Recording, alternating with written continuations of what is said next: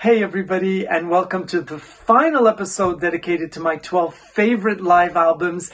And today I wanted to pay tribute to one of the greatest stars and the most famous of American stars in France. As a matter of fact, she is a national treasure. It's Josephine Baker and her extraordinary show from 1975, Josephine à Bobino.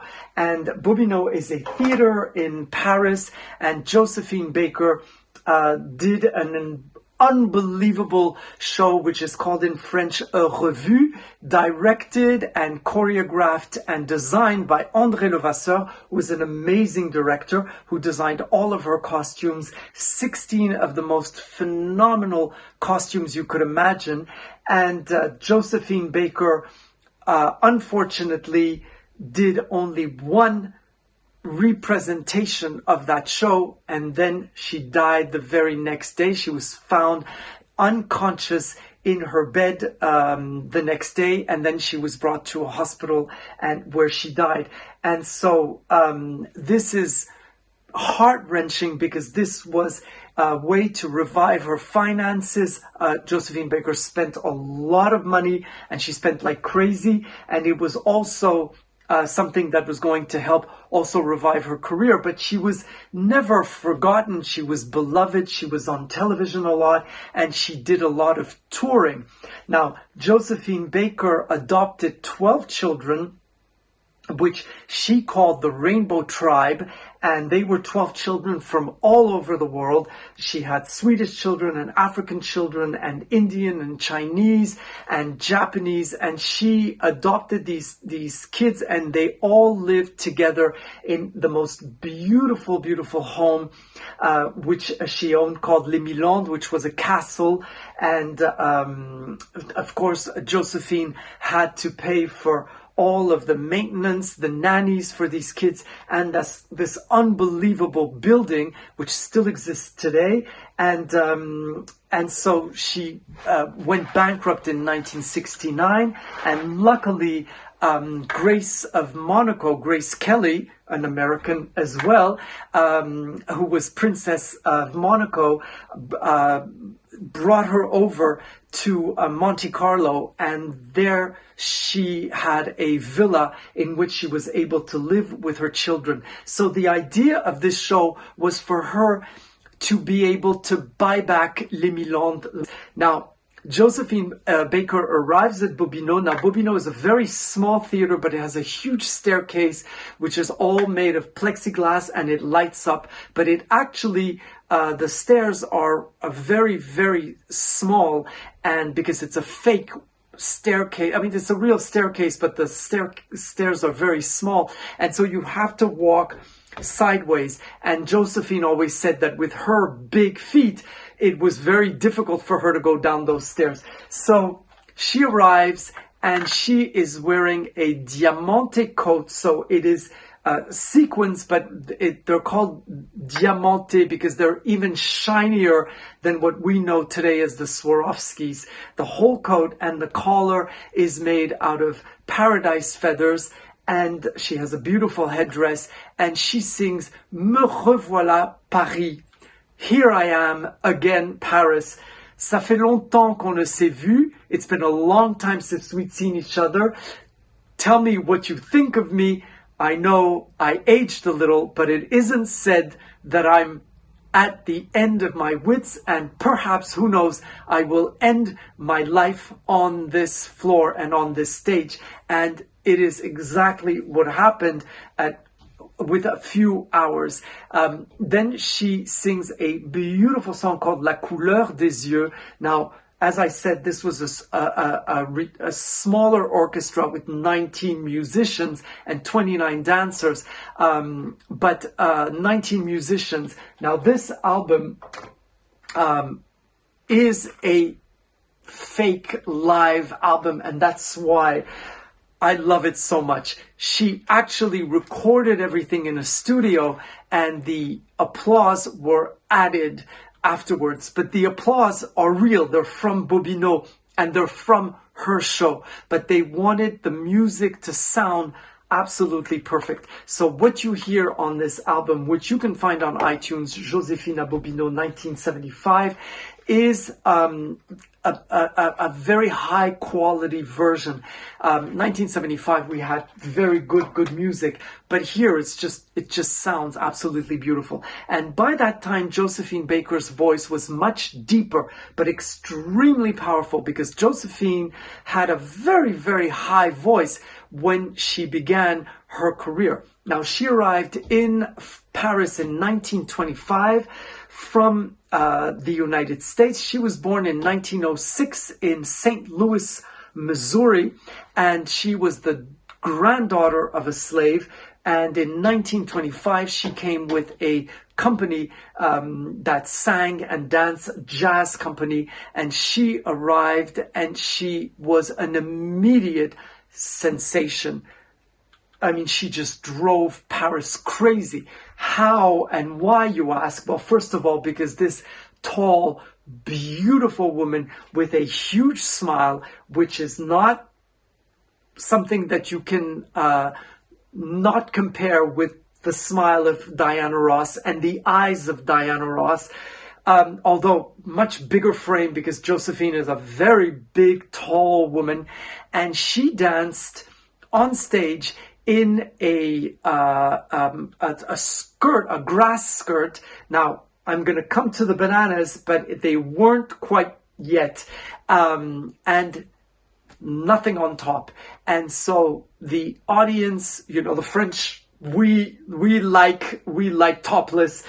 They went berserk, and she would roll her eyes and dance. There was an amazing dancer who accompanied her called Feral Benga, who came from Senegal, and he played the drums while she was dancing in the most so wildly. Now, there are lots of films of her of the time, and she was just absolutely phenomenal. Now, why she was not famous in America, I mean, she was known, but why she did not cause this sensation, I don't know. Maybe she had something French about her. But one thing I can say is that Josephine died in France, lived in France, and felt at home in this country. She spoke French absolutely beautifully, and she was the quintessential Parisian.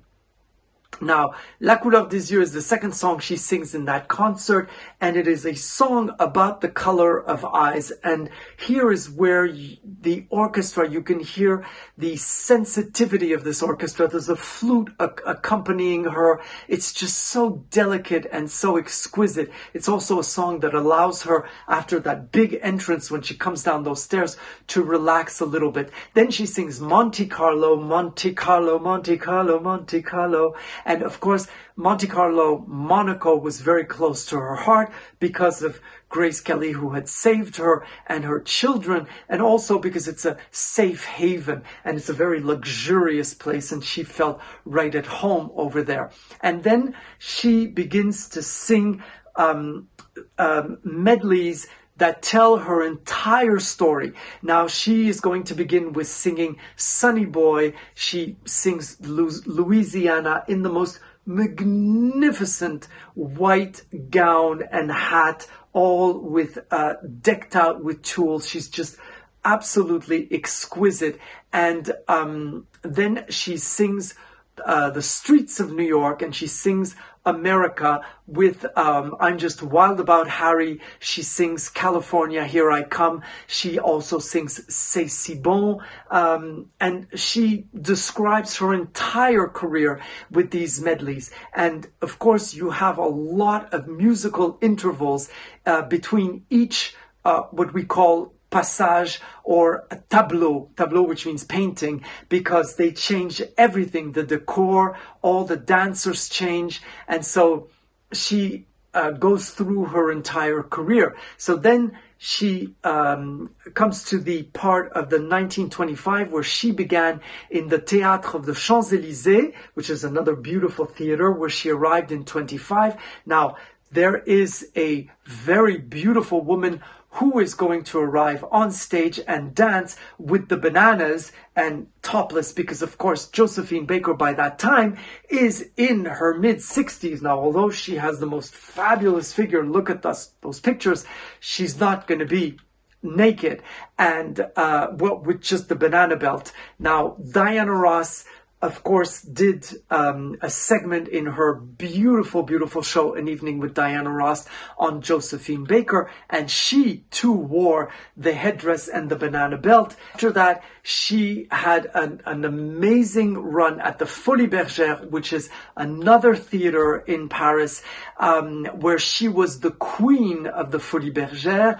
Beautiful, beautiful theater. She was painted and drawn and photographed by every single artist of the time between the 20s to the 60s. She was just, such a phenomenon, and she was just such an inspiration to the French artists. So there are millions and millions of well, maybe not millions, but thousands of works of representing Josephine Baker, and there is a beautiful sculpture which is a mobile by Calder in the Modern Arts Museum of Paris, Beaubourg, right next to where I live.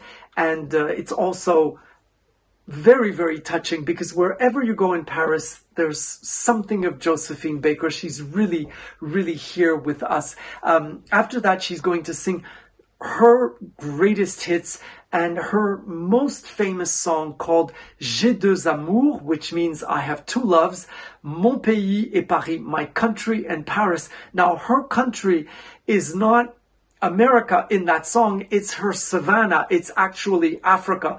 So it was written that way, and of course she wasn't born in Africa, but she was a great activist her entire life. She was a resistant during the war, the Second World War. She was a spy. She was, of course, decorated, and that is why she is buried at the Panthéon, because we consider that with Charles de Gaulle, she did a lot of work in order to help the Second World War end, and she hid some secret papers and notes inside her headdresses when she went all over Europe to sing and perform, but then she would come back to Paris. So this is the type of woman that she is. Also in 1963, when on the stairs of the Lincoln Memorial, Martin Luther King did his famous speech, I Have a Dream, she, Josephine Baker, was standing next to him. After that, Josephine is going to sing France with La Vie en Rose. This is where she sings C'est si bon, I made a mistake. And then she sings a segment on Israel, because she was very, very close to Israel. She was loved and admired there. And when she did concerts, she was revered like a queen. And she sings a heart-wrenching version of My Yiddish Mama. It is so beautiful. And then she goes all around the world. Now, you have all these dancers with all different costumes. And she begins by singing Donnez-moi la main, which is a song where she sings a gypsy woman who is a fortune teller.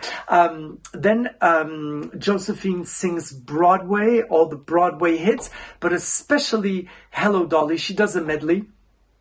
And afterwards, after a musical segment which helps her to change costumes, she arrives in a magnificent multicolored costume, and she sings South America and a big tribute to Rio, where she's going to sing Bahia, Si Mi Fatas Tu, and she sings beautifully, very much like Eartha Kitt, sings in all different languages, and she pays tribute to all of these different South American countries and the different language in Portugal, and she's just absolutely exquisite.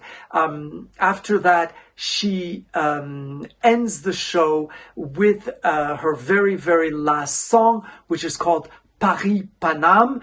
Paname is a slang word for Paris, and the song says, if Paris is a woman, then we can call Paris Paname. And she arrives in this pink outfit, which cost at the time, if it is changed to today's money, 50,000 euros, which is a little bit more than $60,000. It is an all pink lace gown with the sleeves and the bottom of the gown all in ostrich feathers, which are hand curled. And this outfit was copied by every single drag queen who emulates Josephine Baker. They always go for that outfit, which I can understand. It's so beautiful. And then Josephine Baker went on to have supper at Maxime's, which is a beautiful restaurant in the center of Paris near the Place Vendôme. And then she unfortunately was found unconscious in her bed the very next day. So there was only one representation of that show. Apparently she was holding the newspaper clippings that were the reviews of the show the night before, and she was buried in Monaco, and the hearse that the prayer was at the Madeleine a church in Paris, beautiful church, but the hearse went through Paris with thousands of people wanting to see her hearse, and the hearse went by Bobino Theater, where her name was still up on the marquee, and it stopped there for a very, very a poignant few minutes. And so she was able to be in front of her theater for her very, very last trip. Josephine Baker, I wanted to speak of her because this whole series that I made, I wanted to make in English because it is a way to pay tribute to by talking about one of the true great women of our time and of the 20th century. So I will see you next week with the new series, which is dedicated to 5 of Diana Ross albums in the RCA years. I've already done Eaten Alive, so now I'm doing the rest of the albums. And so I can't wait to see you next week. Bye-bye.